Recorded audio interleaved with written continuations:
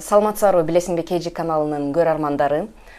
Бүгүн бизде конокто эне жана баланы коргоо борборунун төрөт бөлүмүнүн адиси, акушер-гинеколог Бактыкан Алымкулова. Саламатсызбы эже? Саламатчылык. Бактыкан Борончиевна бүгүн бизге спираль жөнүндө айтып берет. Башкача айтканда, жатын көңдөйүнө салынуучу спираль. Саламатсызбы эже дагы бир жолу? Спираль деген өзү эмне? Биринчи ошол жөнүндө айтып берсеңиз. Бул ВМС деп айтылат, орусча айтылганда, кыргызча. Бул бойго бүтүрбөш үчүн жатын көңдөйүнө коюлган контрацептивдик каражат болуп эсептелинет. Бул каражатты койгондон кийин ошо аялдардын 99% боюна бүтпөйт да. Пландалбаган төрөттү алдын алуу болуп эсептелинет. Спираль жатынга салынгандан кийин ал кандайча иштейт? Спираль деген бул пластинадан турат, анын составында медь деп коет. Бул медь, алтын, күмүш, жес деп, медь, жес ошолор составында болот дагы. Ал жес деген спиральдин боюна бүтүрбөгөн өзүнүн свойстволору бул сперматозоидтин жатындын ичине киришин азайтат. Көп атанын урук бездери бөлүнүп, аялдын баягы жатынына түшүргөнгө тоскоолдук келтирет дагы, анын жашоосун дагы азайтат. Андан тышкары аялдын урук бези бөлүнүп чыкканда, ошол аялдын урук безинин дагы жашоосун кыскартат. Мисалы, 24 сааттан 48ге чейин баягы яйцеклетка дайын болуп калган мезгилде анын жашоосун кыскартып коет.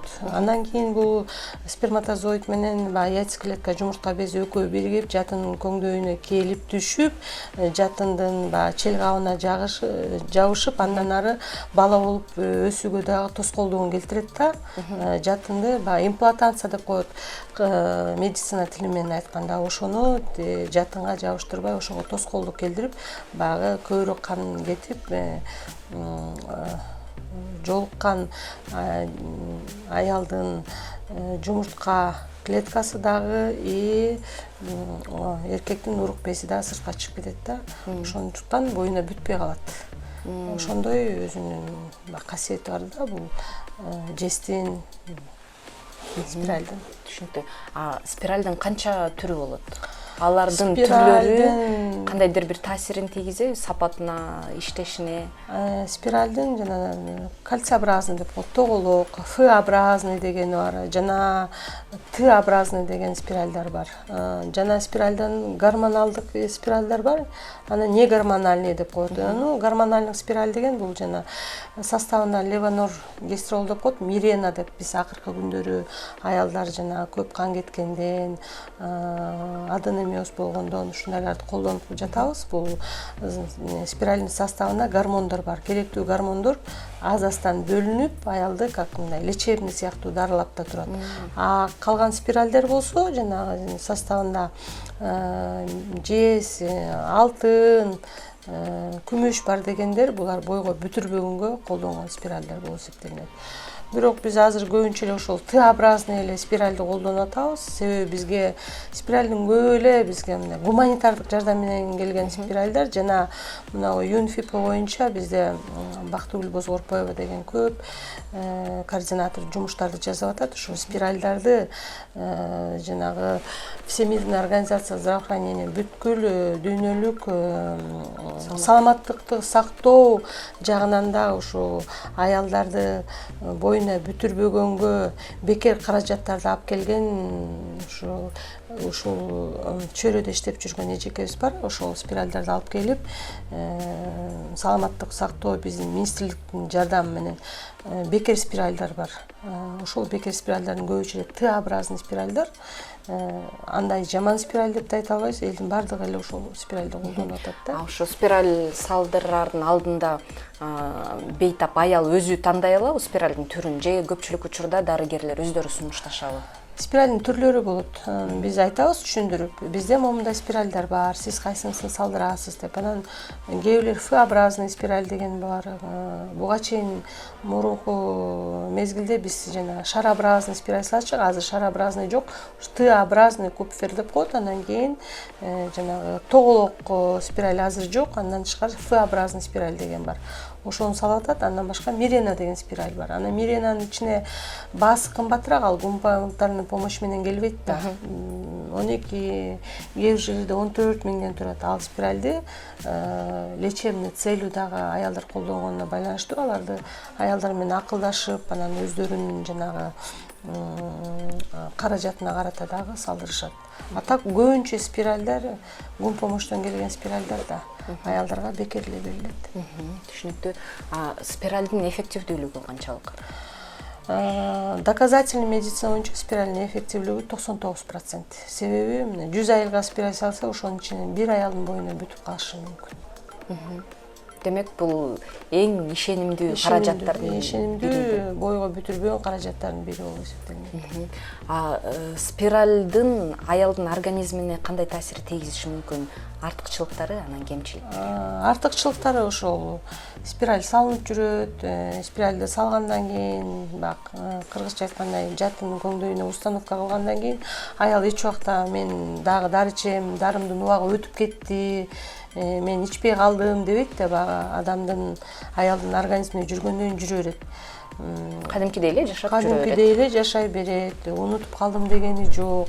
Мен жанагы кокустан жыныстык катнашка барып калдым, мен тиги дары ичпей калдым деп коркунучтары да жок да. Ошо сарсана болбойсуң. Ошол жагы жакшы. Анан жаман жагын көбүнчө айтканда, спиральдин андай деле доказательный медицина боюнча аябай жаман жактары бар деп деле айтылбайт. Болгондо спираль болгондон кийин менструальный цикл деп коет. Кээ бир аялдык 3 күн келсе же 5 күн келсе, айызы кан кетүүсү спиральда кичине көбүрөөк болуп калышы мүмкүн да. Көбүрөөк. 5 күн, 3 күн болсо 5 күнгө, 5 күн болсо 7 күнгө узап калышы мүмкүн. Ошол жак гана кан кетүүсү боюнча айтпасак, андай спиральдин жаман жагы жок. Бир салынгандан кийин спиральдин мөөнөтү канчалык? Мөөнөтү азыркы биздин медицинада доказательный базада 5 жылга чейин коюлат спираль, 5 жыл жүрөт. 5 жылга чейин спиральди коюп жүрө берет. Эгер эч кандай аялда мындай симптомдук байкоолор жок болсо, оорубаса, спиральдар 5 жылга чейин жүрө берет. Бирок аял мен спираль койдурдум, ушул спираль боюнча эле баардыгы бүттү дебей, эми ал аял жыныстык катнашка барат, башка оорулар болот. Ошол мезгилде доктурга келип көрүнүп, инфекциялык оорулар бар да азыркы мезгилде. Ошого анализ тапшырып, лечение алып турса болот. Демек спираль бул бойго бүтүүдөн гана коргойт, башка эч кандай инфекциядан, оорулардан коргобойт. Аял андан тышкары дагы гинекологко барып көрүнүш керек. Сөзсүз көрүнүш керек. Мисалы мен койдурдум, 5 жылга чейин гинекологко көрүнгөнгө болбойт деген болбойт. Гинекологко да барып көрүнүп туруш керек. Кандай учурларда спиральди такыр колдонгон болбойт?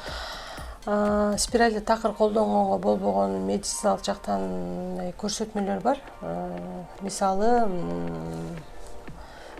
жатындын мындай рак оорусу менен деп коет, шишик оорулары менен жатын жактан боло турган болсо, же жатындын моюнчасында боло турган болсо, андан тышкары мындай курч мезгилде жана инфекция, передающийся половым путем деп коет да, хламидия, микоплазма, жыныстык катнаш аркылуу жугуучу инфекциялар. Жыныстык катнаш аркылуу жугуучу оорулар температура болуп турган мезгилде же ошол курч кармап турган мезгилде спираль койдурганга болбойт. Аны лечение жасап туруп, ал лечениеси бүткөндөн кийин гана анан спиральди коюш керек. Спиральди төрөгөндөн кийин дароо койдурса болобу? Спиральди төрөгөндөн кийин дароо койдурса болот. Мына төрөп бүткөндөн кийин эле, төрөгөнчө аял менен биз төрө түйүндө иштегенден кийин аял менен төрөгөнчө сүйлөшөбүз. Мисалы 5ти төрөп калган аялдар бар, же жүрөк оорулары, же бөйрөк оорулары, ушундай ооруган аялдар бар да, эми ага төрөгөнгө кийинкисинде болбойт. Эми ал аял төрөп келсе, кийинки учурда эле бизге түшкөн медицина кызматкерлеринин особенно врачтарга түшкөн баягы түшүк болуп эсептелинет. Анан аялдар көбүнчө ошо нежелательный беременностьтерге туш келип калат да. Андыктан биз төрөт үйүнө келгенде түшүндүрүп айтабыз аялдарга, силерге спираль коюп беребиз, бизде спиральдар бекер, бизде мындай спираль бар, сиз төрөгөндөн кийин эле мынакей 2 сааттын ичинде пока жатыныңыздын моюнчасы ачык болгондо спираль коюп коелу деп. Андан тышкары мына кесарево учурунда дагы спиральдарды коебуз, операция жасап бүткөндө ошонун учурунда ичи ачылганда спиральды установка кылып, анан кийин матканы тийип чыгып атабыз. Аялдар менен сүйлөшүүлөрдөн кийин болот. Баардык нерсе азыр аялдардын уруксаты менен болот. Биз бирок ошону уруксатты мындай терең, жеткиликтүү маанисин аялдарга түшүндүрөбүз. Демек жакшы экен да, төрөгөндөн кийин айызыңды күтпөйсүң. 2 сааттын ичинде спираль коебуз. 2 сааттын ичинде коюлбаса 24 сааттан 48 саатка чейин коюлат. Болгондо баягы спираль деле жакшы, анан мындай жагы жакшы деп айта албайбыз. Спиральдин дагы ошо 2 саатта койгонун айтып кетели, себеби 2 саатта жатын чоңураак болот төрөгөндөн кийин. Ал спиральдин жанагы мындай усиги деп коет да, мурутчасы ошол жатындын көңдөйүнөн бери тышкан кынында болот аялдардыкы, ошол узунураак болуп турат да. Анан баягы матка жатын сокращение болгондо ал андан да ылдыйлап кетиши мүмкүн.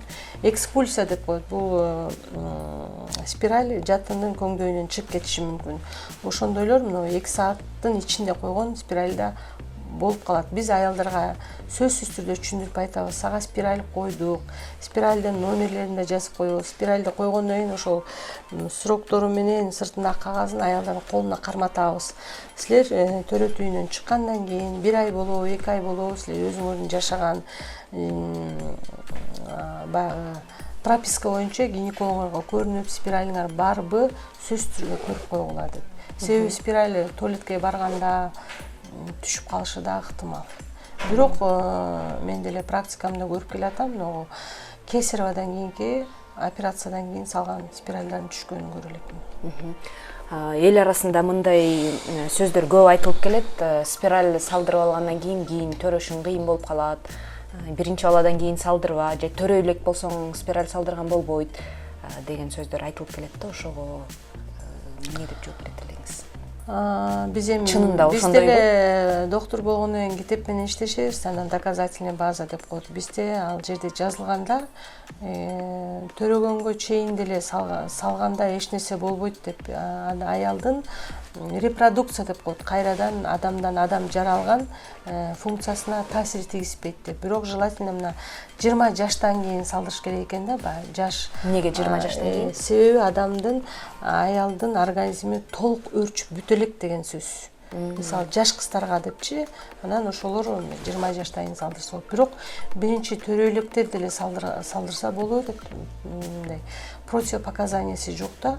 Анан бул спиральдин бир чети жана айтып атпаймынбы, кайсы жактары жаман жана жакшы жактары деген.